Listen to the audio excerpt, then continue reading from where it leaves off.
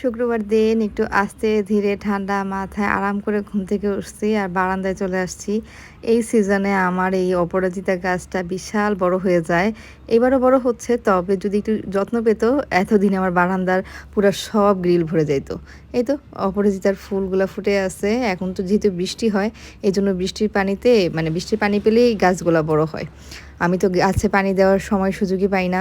এই তো এখন নাস্তা রেডি করতে চলে আসছি। আজকে ইচ্ছা ছিল যে আমরা সকালবেলা বের হয়ে যাব, কোনো একটা রিসোর্টে যাব, কিন্তু কোনো প্ল্যানই ঠিকঠাক মতো হচ্ছে না। সকাল নাস্তা বানানোর মেয়েটার জ্বর আসছে, ও আসে নাই। আর আমাদের ঘুম থেকে উঠতে উঠতেও দেরি হয়ে গেছে। রিসোর্টে গেলে তো সেই সকাল থেকেই যাওয়ার প্ল্যান থাকতো। প্রিয় খুব যন্ত্রণা করতেছে ওটা কোথাও নিয়ে যাওয়ার জন্য। আজকে আর রিসোর্টে যাওয়া হবে না, নাস্তা করে অফিসের দিকেই যাব। আমার তো কোনো ডে অফই নাই, সপ্তাহে 7 দিনই আমার অফিস খোলা, মানে সপ্তাহে 7 দিনই তো অনলাইন ওপেন থাকে।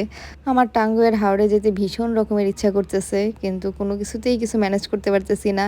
আর এদিকে প্রিয় খুব জ্বালাচ্ছে যে ঘুরতে যাবে ঘুরতে যাবে। আজকে আমি আমাদের প্রিয় কালেকশনের আমার ডিজাইন করা ব্ল্যাক কালারের ড্রেসটা পরেছি। দুপুরে অফিসে খাওয়া দাওয়া তো একটা ক্যাটারিং থেকে আসে, তো শুক্রবার দিন হচ্ছে পোলাও আর কোরমা দেওয়া হয়। তো এই পোলাও কোরমার সাথে হচ্ছে বেগুনের একটা আচারি বেগুন দেওয়া হয়। এই আচারি বেগুনটা খেতে আমার কাছে ভীষণ রকমের ভালো লাগে, আর সাথে একটু মরিচ কামড় দিয়ে নিলে আরো বেশি ভালো লাগে। তো যাই হোক, খাওয়া দাওয়া শেষ করে আমার ভিডিওর কিছু কাজ ছিল, এগুলো শেষ করে এরপরে একটু বের হয়ে গেলাম। 300 ফিটের দিকে যাব। আজকে যেহেতু বলছি যে বের হব, তার মানে বের হব।